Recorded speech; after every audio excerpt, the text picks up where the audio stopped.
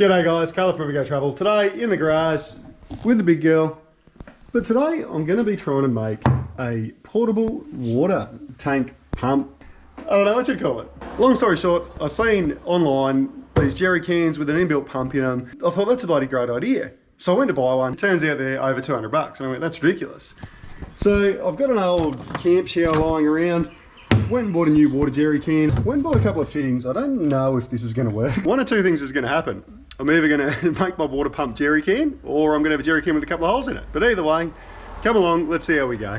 The first thing is, when I found the old pump, measured it up, made sure I could actually fit it in the jerry can. So, which fits in perfectly. Old school camp shower, 12 volt shower. I honestly think this is like a 4-drive supercentre shower. I think it cost me like 20 bucks, 30 bucks. I don't know, something like that. Jerry can, 30 bucks.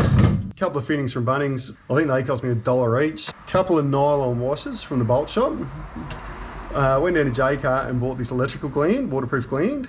So we should be able to get the wiring through that. So all up, I think we're looking at, what's that, 30, call it 70 bucks. Bought an angled fitting. So my idea is that I'm going to mount it like that and then just have the hose run off. All I'm going to do, I've already marked the hole. So one thing to consider when marking the hole, put the lid on, because the first place I thought I could fit it, if I bolted it in there, I wouldn't have been able to undo the lid on the jerry can. So there's a bit of air between that. And I'm just going to use a step drill bit to drill her out. Just measuring that out. What do we got? 21 mil. So we'll just do this in stages.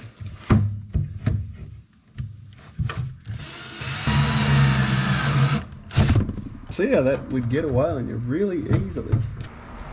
Now the fun bit, trying to get this through the bottom. Test fit my pump first to work out how much slack I'm going to need on the end of the pump.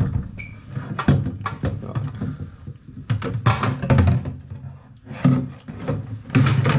Pump sits at the bottom of your tank, but if you tip it over, you also want enough room that your pump can go down into the corner as well. Oh, this is not looking good. The other thing to attach these as well, I just put a little bit of spit on that then, but a little bit of heat will get it on, but I think we'll be able to force this in. I think I'll put a nylon washer on it as well, and then we might, once we get it through, we'll tape it up.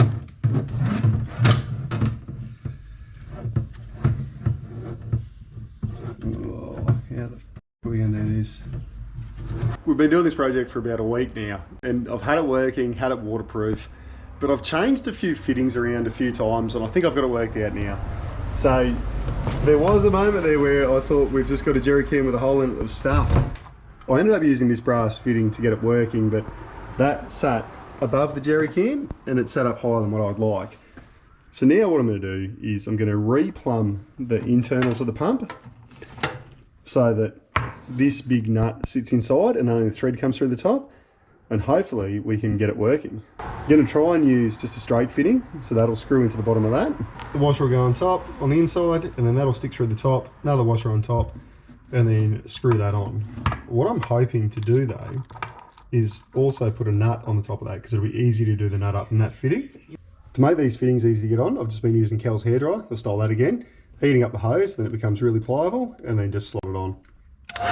So I've heated the hose up now. What I'm going to do, get the fitting and just push her on. And the good thing about this is when this cools down, it actually is really hard to get off. So we'll put that on, just a little retic sprinkler clamp.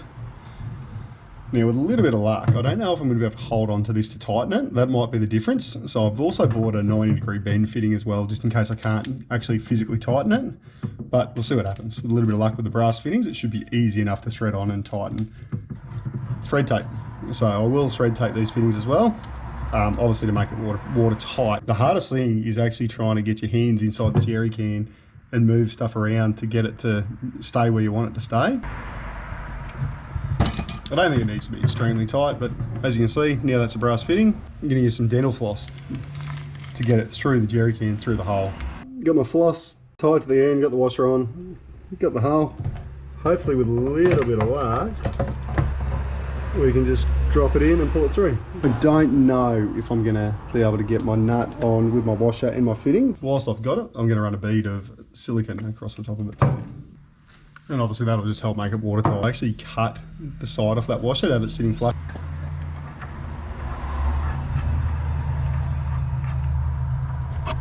We might get lucky here, this might work.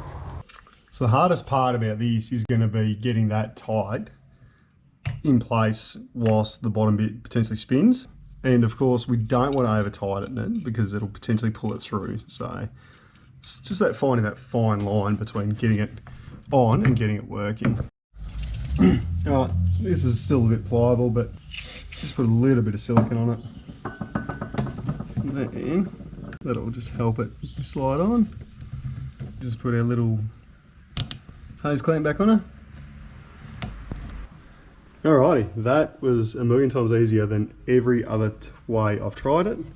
Little waterproof gland for the wiring, got our fitting, all full of water, plugged into the battery pack. Let's give this thing a burn.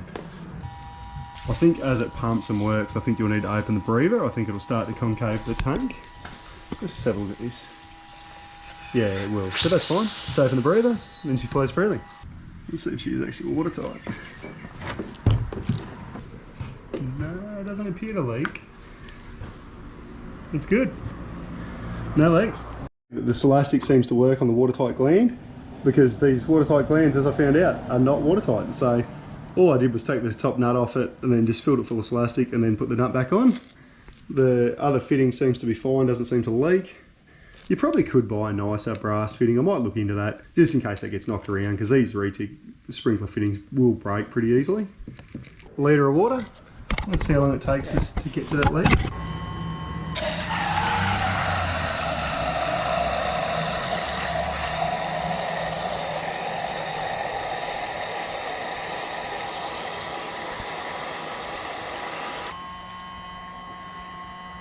Yep. Alright, with my little top up in there, let's call that 15 seconds a litre. So that flows at 4 litres a minute, so you got about 5 minutes of water. Pretty good. You're probably not going to shower a heap of times with it. Enough to wash under your armpits, your face and your sweet spots. I think that's probably enough for most people, for most campers.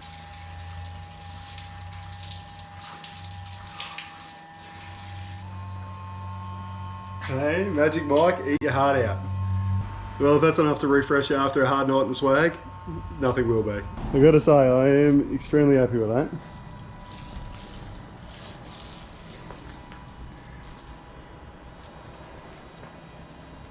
Well, she's never going to be exceptional on water pressure, but reality is only having 20 litres of water or 22 litres of water, you probably don't want it to flow much more than what it does. It is worth mentioning, it's all waterproof, so if you wanted to fill it up out of a river, there's no reason why you can't. I doubt that the water will affect that plug and switch too much, but worst case, throw it over your shoulder. Because I still haven't learned how to do screenshots, this is where I stole the idea from. My best friend's dad has one of these in the back of his Ram, and I seen it and I was like, this is cool, I want one. So if you don't want the hassle of making one yourself, definitely check out these guys, these on-tap products. I think for the sake of 70 bucks and a little bit of effort, I think it's a good little modification. Well, there you have it. That's the 12 volt pump-in tank plumbed water system. For the sake of 70 bucks, we got there. Don't get me wrong, I think you could definitely do more with brass fittings. You could put a tap connection on it, use a hose, you could get a stronger inline pump. But I guess it's all about how much you want to spend and what you want to do. I think this is a good cheap alternative and anyone can do this. As always, I'd love to hear your thoughts and opinions. Do you think it's a good idea? Do you think I'm just a tight ass and I should have just bought the one that was already made? Let me know below, comment below, anything. If you like what you see, feel free to like and subscribe. And until next time guys, go travel.